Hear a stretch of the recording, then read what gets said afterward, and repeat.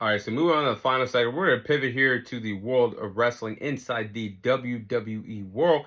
In the final segment, I'll be sharing my WWE Money in the Bank PLE prediction. So, as I record this segment, there are a total of 4 matches that are slated to take place at the Money in the Bank PLE card. Starting off with the Women's Money in the Bank ladder match, you'll have Alexa Bliss versus Rhea Ripley versus Roxanne Perez versus Julia versus Naomi. And there's one more spot to be taken that will take place in the qualifying match tomorrow night on Monday Night Raw. I'm going to say that Stephanie Valkyrie gets the final spot in the Women's Money in the Bank ladder match, as she's been elevated to the main roster, heading over to Monday Night Raw after she lost her NXT Women's Championship to JC Jane this past Tuesday on NXT. And I think she'll defeat Liv Morgan, one half of the Women's Tag Team Champions, Liv Morgan, and Ivy Nile tomorrow night on Raw to claim the final spot in the Women's Money in the Bank ladder match. But I think for this Women's Money in the Bank ladder match, I think all the contestants of Alexa Bliss, Rhea Ripley, Roxanne Perez, Julia, Naomi, and like I just said, Stephanie Valkyrie, who I do believe will claim the final spot in this year's Women's Money in the Bank ladder match. You can't go wrong with who you want to put the briefcase on. The star power is there. This is some of the best women that are part of the women's roster on Raw, SmackDown, or NXT in the world today. And overall, they have some great in-ring abilities that they bring to this ladder match. So I think the spots are going to be off the charts. And I think they could top off, in my opinion, the best Women's Money in the Bank ladder match of all time, the 2023 Women's Money in the Bank ladder match. But give me Naomi to win the Women's Money in the Bank ladder match. She screams Miss Money in the Bank to me. She has been great since her heel turn, of turning on her friends, of Bianca Belair, and being shown that she was the attacker that took Jade Cargill off of television for months on the blue brand of Friday Night SmackDown. She's hit it out of the park since turning heel. I like her motto: proceed with caution. Now, can you imagine Naomi with the Women's Money in the Bank briefcase in hand can cash in on the Women's World Champions at any time, any given place? She would be a tremendous heel holding the Women's Money in the Bank briefcase. And it's well overdue for Naomi to be a world champion once again in the WWE. She has done the hard work since returning to the company. She has done great in the women's tag team division. She's done great with feuds since coming back to the company, especially a feud with Jade Cargill. I think this is the right time to put the briefcase on Naomi and let her become Miss Money in the Bank this year. So starting off with the next match, you will have Lyra Valkyria defend her Women's Intercontinental Championship against Becky Lynch. Now, I have truly liked the story between Lyra Valkyria and Becky Lynch.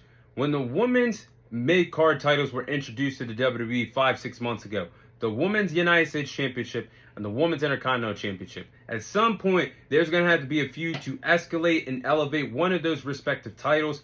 The blue brand of SmackDown, they got to have a significant story to elevate that title.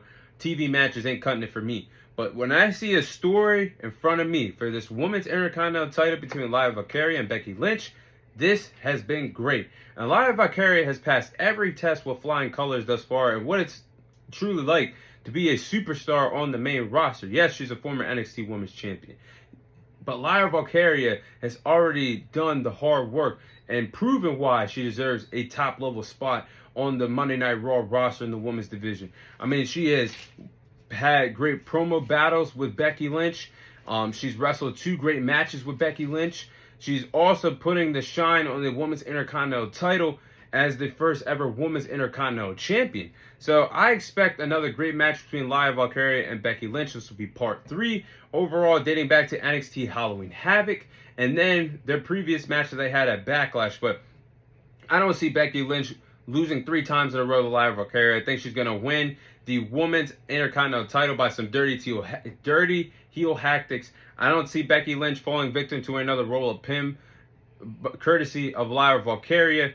I think this feud is far from over, but I think Bayley somehow, some way, very soon will be inserted back on Monday Night Raw television and will be inserted into the storyline. Because remember, guys, Becky Lynch did attack Bayley when it was supposed to be Bayley and Lyra Valkyria to challenge for the women's tag team titles, and instead it was Becky Lynch. So I think Bayley can easily find her way getting back into this Women's Intercontinental Championship picture, setting up for a future triple threat match between Becky Lynch, Lyra Valkyria, and Bayley down the line. Then, the next match, you have the men's Money in the Bank ladder match, you'll have Andrade, Seth Rollins, LA Knight, Solo Sikoa, Penta, and there is one more spot to be claimed for the men's Money in the Bank ladder match. It'll be determined tomorrow night on Raw between CM Punk, AJ Styles, and El Grande Americano, aka Chad Gable. But I think the final spot's going to go to CM Punk. I think he's going to win that triple threat match. So those are the following 6 competitors I do believe will be in the men's Money in the Bank ladder match. Now, I think all 6 men have a legitimate chance and a legitimate reason to put the Money in the Bank briefcase on them this year. I'm talking about Andrade, Seth Rollins, LA Knight, Penta, CM Punk, who I do believe is going to win the Money in the Bank qualifying match tomorrow night on Raw against AJ Styles, and El Grande Americano, aka Chad Gable. But I think everybody's in line to have a legitimate reason why they should win the briefcase. But Seth Rollins or CM Punk would be some great Mr. Money in the Banks this year, with Seth Rollins possibly becoming a 2-time Mr. Money in the Bank. And if CM Punk wins, he'd be a 3-time Money in the Bank winner. But guys, I just don't see the WWE fumbling this opportunity with LA Knight. In my opinion, this is LA Knight's final chance to win me over and a lot of people out there over as a true main event star. You can't have LA Knight go 0-3 in Money in the Bank ladder matches, did not win it in 2023, did not win it in 2024. You have to pull the trigger if you really believe that LA Knight is a true main event star, a mega star. And the man has proven he can be a mega star. He can wrestle in the ring. He can cut tremendous promos. The man had a great run with the United States title, a 2-time United States champion. Now it's time to push him to the main event scene, have him as Mr. Money in the Bank, being a great Mr. Money in the Bank briefcase holder, waiting for the opportunity to cash on the World Heavyweight Champion or the WWE Champion at any given time. I just don't see the WWE fumbling this again for LA Knight. But I will say Seth Rollins does sound good with the briefcase. Having Braun Breaker and Bronson Reed and Paul Heyman by his side, chomping at the bit to win the World Heavyweight title, because he is the inaugural World Heavyweight Champion since the World Heavyweight Championship did come back to the company. So I want LA Knight to win the match, and that is my prediction. But I would not be mad at all if Seth Rollins did win the Money in the Bank briefcase. And it would make Seth Rollins in his new faction look strong if he has the power, the ability to cash in on any world champion whenever he wants, because he is a visionary. He is a revolutionary guy, and he's Seth freaking Rollins, and he is hungry and chomping at the bit to win a world title. Again, that's the vision that his wise man Paul Heyman and the rest of them have for him, being a part of the leader of this new faction.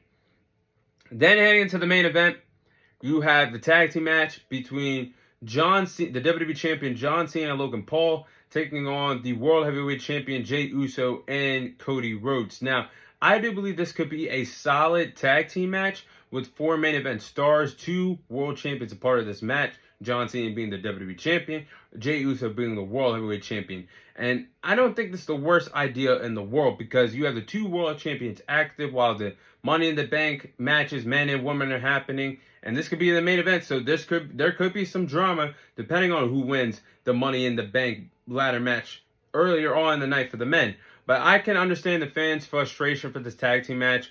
They want more out of John Cena's final retirement tour, and I do too, because fans like myself probably did want John Cena and CM Punk give us that nostalgia moment one more time, running it back from their 2011 Money in the Bank rematch and having that as the main event of Money in the Bank this year. But instead we're getting this tag team match. I think this could be a fun tag team match. I think the spots could be good. But give me Cody Rhodes and Jey Uso to defeat John Cena and Logan Paul. I think Cody Rhodes is going to hit a crossroads and pin John Cena to set up their rematch down the line for the WWE title. But if I just had the pen and could put the pen down to the paper and book how a fantasy booking would be the end of Money in the Bank this year, it could be CM Punk winning the Money in the Bank briefcase, cashing in on John Cena, winning the WWE title, blowing a kiss in the LA crowd to John Cena as he escapes Money in the Bank with the WWE title. Chef's kiss. If I had the pen and the paper, that would be great WWE booking. But I don't think that's going to happen, guys. But, man, I would love to see that. But those are my WWE Money in the Bank PLE predictions. That is all the time I have for you guys today. Thank you guys for watching. Thank you guys for listening. This is your host, Thomas Tyree, signing off, and I'll see you guys on next week's episode.